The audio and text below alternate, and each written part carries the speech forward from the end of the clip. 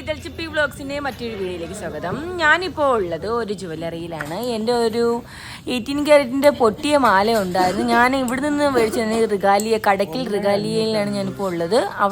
അവിടെ നിന്ന് തന്നെയാണ് ഞാൻ ആ മാല മേടിച്ചത്. അത് മാറ്റി മേടിക്കാൻ വേണ്ടിയാണ് ഞാനിപ്പോൾ വന്നിരിക്കുന്നത്. എൻ്റെ മോൻ അവിടെ കാർട്ടൂണും കൊണ്ട് അങ്ങനെ കിടക്കുകയാണ്. അവൻ്റെ സ്വന്തം കട കണക്കാണ് അവൻ അവിടെ അങ്ങനെ നീണ്ടെന്ന് പറഞ്ഞ് കിടക്കുന്നത്. പിന്നെ അവിടെ ഒരു ഡയമണ്ടിൻ്റെ മൂക്കുത്തി ഉണ്ട്. അങ്ങനെ ഞാൻ അതങ്ങനെ വെച്ച് നോക്കിയപ്പോൾ അവർ പറഞ്ഞു വേണമെങ്കിൽ ഇട്ട് നോക്കാൻ പറഞ്ഞ്. അങ്ങനെ ഞാനത് ഇട്ട് നോക്കി. നല്ല ഭംഗിയുണ്ടായിരുന്നു.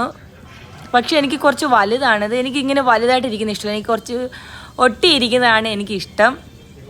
അങ്ങനെ ഞാനത് ഇങ്ങനെ ഇട്ടപ്പോഴത്തേക്ക് കൊള്ളാം.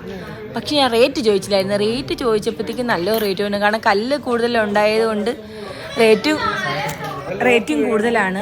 പിന്നെ ഞാൻ അതങ്ങ് ചേട്ടൻ്റെ ഊരി കൊടുത്തു. കാരണം കയ്യിൽ കാശ് വെച്ചിട്ടുണ്ടല്ലോ നമ്മളത് കിടക്കുന്നത്. ക്രെഡിറ്റ് കാർഡ് വഴിയാണ്. നമുക്ക് ശമ്പളം വരുമ്പോൾ ക്രെഡിറ്റ് കാർഡിലോട്ട് അടച്ചാൽ മതിയല്ലോ എന്നുള്ളതിലാണ്. മാല മേടിക്കുന്നത് അങ്ങനെ തന്നെയാണ്. അതാണ് ഏറ്റവും സത്യാവസ്ഥ. പിന്നെ മാല ഇല്ലാത്തത് കൊണ്ട് മാത്രമാണ് ഞാൻ ആ മാല മേടിച്ചത്.